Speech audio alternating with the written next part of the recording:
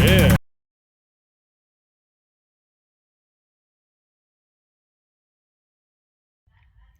What's up, guys? Welcome back to the channel. What you're looking at right now is our newest project. It is a 2006 Kawasaki ZX10R. I don't know much about the project. However, the former owner told me that it had a loud knock. And trust me, we started it, it has a loud knock. Now, if you guys looked at the title of this video, you probably know better than I whether this is just a simple one video, clean up, fix her up, and she's done, or if this is a serious build project. So, again, you know more than I, but let's move forward and look at the bike. I will say that I was just moving this bike around, and it's got a flat front tire that was kind of easy to see. You can see it needs a couple different things. Obviously, a lever at minimum. Everything else looks good. It's got a two-brother exhaust. Looks fantastic on it. The bike obviously needs cleaned. Little nick on the seat there. Not really a big deal. But overall, it is a good-looking bike. A couple panels missing. I got them. They're just not on it at this current moment. I have not looked at anything really much. Some scratches there, as you'll see. Pretty simple stuff. In fact, I could probably look at the oil and see if the oil looks black or not. And I don't see any oil in this bike. Huh. Well, once again, this might be an easy fix. It might not. So whether the oil was drained out already or the previous owner forgot that he drained the oil, and it's been in storage for 3 years. So this could be a win for the channel. It might be a heck of a project. So let's go ahead and move in. Start moving forward and get some things done. First thing I want to do, I want to drain, I guess, whatever oil's going to be in the bike. I'm going to kind of see where that leads us to, where we're at. Is it just low, or is it drained? And then if there is oil in it, and we can check the filter, is there metal shavings in there? One thing I want to share with you guys, and we'll get that in a minute, is the difference between a tick and a knock, top end and bottom end. And again, if I have to start it, once there's oil in it, we'll see. But if you're hearing a knock, like somebody's knocking on your door like they want in, that is your bottom end. If you're hearing a tick, that's most likely valves at your top end. So there's a big difference between a tick and a knock. This one had a loud knock. So again, that could be just because there's no oil in it, or it could be because the rod bearings are bad, or worse. So let's go ahead and get this thing on a stand. Let's get this oil drained. All right, so bike's on stand. We got our pan. We got a 17 millimeter open-end wrench, which is what we need to use. And we're going to go ahead and loosen the bolt. If we don't see anything come out, then we know this was purposely drained. Could be a good thing, could be a bad thing, I don't know. But if some oil still comes out, then maybe it's leaking or burning oil. So there's a lot of different things that could lead to that situation. So let's go ahead and pull on that. Wasn't very tight. A little bit of oil there. I didn't see oil in the garage though when I picked it up, so I don't know. I guess it wouldn't have leaked there that I saw, unless it's been leaked out for a long time. Anyhow, almost there. It's getting slippery, so I'm definitely going to drop this thing. I know that. There's a little bit of oil on it. Not much, though. Good news is I don't see any metal shavings. So we got that going for us so far. That doesn't mean we're in the clear, though. Keep in mind that it could be all in the filter. But typically, that's not usually the case. But I can definitely tell you there's not much oil in it. So understanding this bike sat for 3 years, every last bit of oil that was in it is going to be in the pan. So if I had to guess, I'd say that this thing has been drained. The oil looks used but clean. So we might have got lucky on this one. We might not. Again, this will make for a short video if that's the situation, because aesthetically, I don't really want to change the bike. I think it's a good looking bike, and the orange was kind of, this pearl orange was kind of rare. Which I think made it a really good looking bike. I've had one of these years ago, an electric plasma blue, whatever the color was called, which is a good looking bike as well, but I think the orange was nicer. And of course, my heart's always with the green, so it is what it is. Anyhow, let me let this thing drain out for a little bit. We'll go to the store, grab some oil, fill this thing up, just some cheap oil to temporary test it, and we will see what it sounds like after we fire it up. All right, guys, so before we head out to grab more oil and stuff, I actually wanted to look at the oil. Kind of dying to see it here.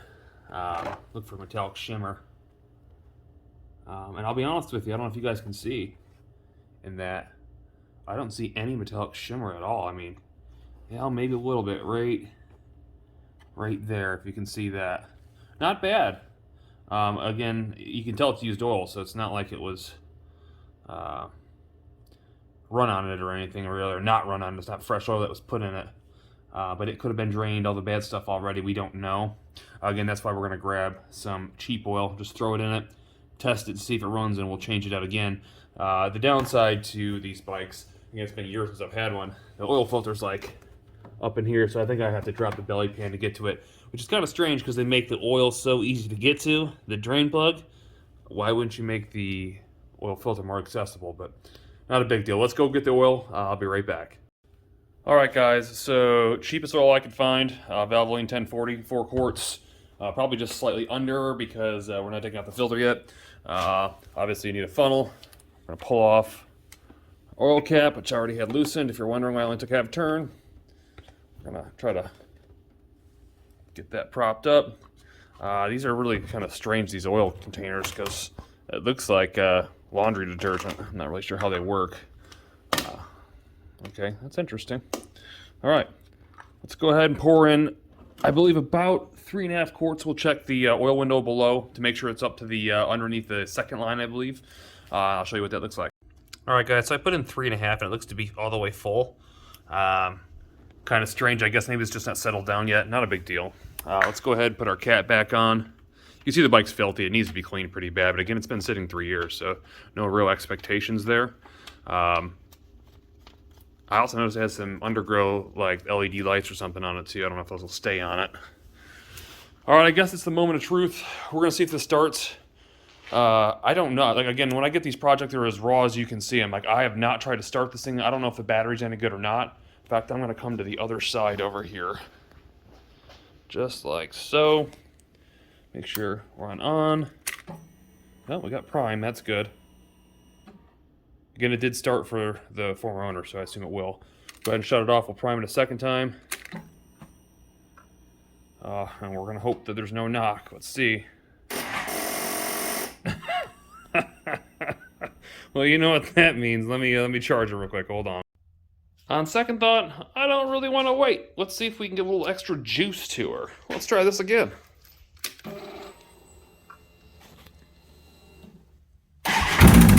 Ooh, yeah. You can hear the knock. That is a knock. It's a scary knock. Wow, that's loud. Well, it's good to know. It was run with no oil. That's probably why it's there. So I guess now I'm finding out what you already know, that this is not going to be a quick build series.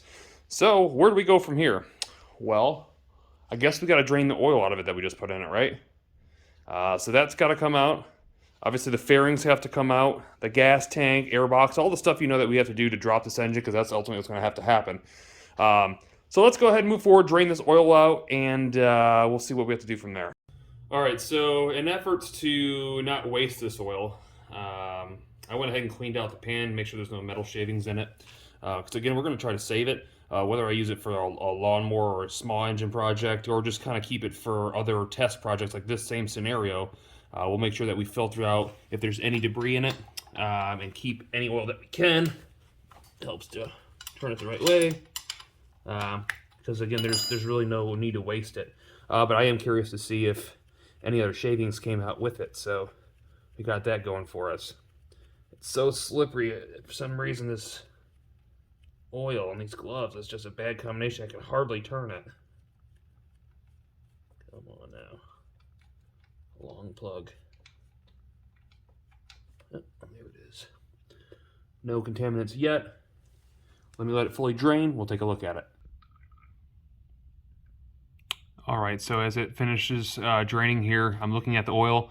While it looks like it could be metallic, it's actually not. Those are air bubbles. I actually don't see any metal chips except for one tiny one right there. It just came out. So it's not getting any worse per se, but it's obviously not going to get better. Now, talking about why it happened, what happened to it. Now, the former owner seemed like a really great person, so I don't think that person lied to me at all whatsoever. In fact, he even started it. I would assume if he knew there was no oil, he wouldn't have tried to start it and run it and rev it. So, that said, I was just looking down here. I saw a drip, and the drip came from, well, you can see one right there. Now, this is kind of tilted downward like this way, so there's no reason that thing would be dripping backwards. That kind of tells me that there's an oil leak coming from this thing. Hopefully it's not a cracked case. It very well could be. I hope not. But it could be. But also it could be a bad gasket, and that thing could be dripping right now or leaking, which could have been the reason that there was no oil in it, which is also the reason that he ran it and had some problems with it. So I guess only thing that's going to tell what the real problem is pulling this motor out, ultimately, because we don't really have much of a decision or a chance to do anything else other than completely take it out of the bike. So next steps are to, I would guess, start taking off the tank and the fairings and the plastics, seat covers, everything else that we have to get off to get everything exposed as far as engine-wise and drop this thing. Obviously, just like the last project, the CBR, you guys know we're going to take off the radiator, the exhaust, the whole nine. So it's definitely going to be a big project, and that's okay. I don't mind big projects. But let's go ahead and take this tank off some of these plastic and see how we can get to everything. All right, so pulling off the tank is actually pretty straightforward. First thing you're going to do, take out your two Allen bolts that are up here on the front that are holding on your steering stabilizer if you have one. Pop off the two side covers. One of them will have a bolt holding in to the side of the tank. Pop that off. Then all you got is one bolt in the back. You're going to disconnect your fuel pump wiring here and the actual fuel pump gas input right here. Again, just lifted it off, so straightforward there. Now we're going to take off the air box so we can see the actual engine itself, and then move on to getting the lower and mids off. Alright, so the air box is just like its previous gen. It's a little difficult to get out. What you're going to do is initially what you're going to be doing is taking off the screws that go around the top of it, obviously, pulling out the air filter. Then you got like 5 or 6 bolts that hold in the velocity stacks. And then the biggest, hardest part, where these air ducts are inside the plastic here, you got to peel those out as much as you can and push them out. And this is going to back up, and you're going to have to be careful because of that sensor that you see right there. But you can either pull it out either way or whatever you want to do it, but you got to twist this thing. It's tight as heck, and pop it out. It'll come right out. Not a big deal. It's just tight, but it can be done. Now that it's out, we're going to go ahead and we're going to rip off these mids and lowers. It's pretty straightforward how you do that. You can see the bolts all the way up and down them. So let me get those off. We'll move from there. All right, guys. So real quick, a couple quick tips for you on removing these panels. For starters, you're going to have to take out every single bolt that you see. Don't try to skip around it because you're just going to struggle with trying to get this thing off of one piece. You'll end up scraping up the body. You don't want that. Tip number one, though, is going to be these panels right here. Take out these 2 screws right here. It's going to pop out of behind it, lift up, and then straight back. You'll notice that once you pop these little clips out here, it's still going to be stuck, and that's because there is a little spade connector that connects in right there. That's going to pop right in. Just pull it straight back. The next thing, once you get everything loose, you're going to be like, man, it's still stuck. How do I get it off? And these are the culprits right here. So these little push pins. Those are connecting it to this upper right here. So you got to take those out. And those are simple. Just simply push them in, slide them out, and this thing will drop. So I'm going to go ahead and do that right now. I'll show you what that looks like. All right, one last thing in pulling them off. Just be careful when you're taking it off. Don't try to pry it. It'll eventually pop itself loose from each other, just like you see here, and the lower is now off. But the last thing, you got a turning signal on the right-hand side. You got to disconnect just like this one here. Then you have a few wires that you have to disconnect over here. Again, don't rush. Just take your time, unclip everything, and everything should come out pretty smooth. All right, and so there you have it. The fairing's all removed. Now we are going to move forward and start getting to the engine. This is no different from any of the other builds that we've done. You know, we've got an exhaust to take off that's in the way. We've got a radiator that's going to be in the way. We've got wiring that's going to be in the way. We're going to have to loosen that back wheel again to slide it forward to get the sprocket loose. So before I get ahead of myself, let me go ahead and take as much of the wiring off and lay it back as I can. What might help you guys is just kind of a tip here. If you're going to do this, or unless you're making a video, take some pictures of your wiring. It makes it a lot easier to put it back when it comes time to do so. All right, so I believe I got all the wiring disconnected. There might be a couple that I missed. I'm thinking that there was going to be a sub harness on this engine. If I'm lucky, there will be. There might not, but we'll know. We'll just, when you drop this engine, it will drop it slow, and we'll be able to see whatever's still connected. But we've got a couple other things to take off now. Now that we got the wiring, or at least most of it, we're going to take off our shifter linkage. That's got to come out. We don't want to yank this thing down with that thing connected. We do have to take off the clutch cable as well. So you're going to run right back here. We're going to disconnect it at the motor rather than the handlebar, so it's out of our way. We don't want that thing flinging around in our way when we're trying to take this thing apart. So I'm going to pull that off. Then the next step is going to be drain the radiator, which we'll be doing by pulling the lowest hose, which is this one right here. And we'll pull that off. So let me go ahead, drain the radiator, and disconnect these few things. All right, on the left-hand side, we went ahead and pulled out the second lowest tube, which is right here. We also pulled off the reservoir, which is two 10mm bolts, as you can see right there. Pulled that out, drained that out, and then on the other side, You can see we can disconnected both of those. Now we have, again, the side bolts that hold the top uppers here. And as always, they have a lower bolt just down here. And we're gonna go ahead and pull that radiator out of there. All right, so the radiator's out. And I'm gonna tell you, it's a mess. I mean, it doesn't matter what side of the bike you're on. You need to have multiple like plastic things to pick or catch all the liquid because it just comes out of everywhere. I was trying to be smart and get it out of one side and then the other, and yeah, it just got everywhere. So anyways, it's finally out, as you can see. The next part to attack is the exhaust. So you know, obviously we have head bolts that are going across up here. If you look down here, we have a main bolt that holds to our mid to our rear or whatever that is. So I'm gonna pull all those out, get that out of the way, and then we're gonna start working on the mounts. All right, so the 12 millimeter bolts are out of the head. I went ahead and loosened the 10 millimeter bolt back here. At this point, I'm gonna go ahead and wiggle the rest of this thing off. It's obviously gonna be stuck back here, it always is. I'll get that out of the way, and then we'll look at our mounts. But just before we do mounts, we do have to loosen up the back wheel and move it forward to get the chain off the front sprocket. So let me get the exhaust off, loosen the back wheel up, and we'll move forward. Okay, so for us to move this rear wheel forward, typically there's a cotter pin in here that we need to take out. There's not a big deal. Then we're gonna take a 27 millimeter socket, slide it on. I'm gonna use the impact to break that loose. And then you're gonna take two 12 millimeter open end wrenches, and you are gonna loosen this bolt here. And then we're gonna put this bolt, we're basically gonna screw it inward so this front wheel can move forward. So let me do that, I'll show you what that looks like. All right, so there is everything loosened up. We're physically gonna take the back wheel and push it forward just like that. There is then 3 bolts, 8 millimeter bolts that hold in the cover here, which I just took out. I'll sit that on the ground. Now you can see the sprockets there. And all we're gonna do is we're gonna take a screwdriver, preferably not your finger if you don't have to, but get a screwdriver between right here at the top, and then go ahead and turn the back wheel as you pry it out, and that thing will come right off. So let me go ahead and do that, and we'll move forward. All right, so there you can see it. The chain is off the front sprocket. And as I tell you, don't use your finger. I started to, and I got my thumb pretty good, and I screamed at myself for a minute, so don't do that. It's not fun. Anyways, moving forward, we gotta get all the frame bolts out. So the first thing I need to do is I need to support the engine to make sure it's not gonna fall. We are gonna use our jack to do that, obviously, like we always do. And then we're gonna start taking out the frame sliders, and some of the sub-frame, I guess you might call this, supports for the frame itself. And then we have our main bolts that we know we got to take out here in the back. So let's go ahead and get that done. All right, so we got all the front forward bolts out. The next bolt that I took out was right here. You'll see that there is a 14 millimeter nut on this side. You're gonna go ahead and remove the nut over here. And on the other side, you're actually gonna see this hex nut here. Now what you do is I don't want you to try to turn this out, because the reason why, if you can see, there's some spacers here that this thing actually sits inside, and it's very stiff. You do not want to mess with that. You just want to tap this whole bolt out once you get that nut off out this way.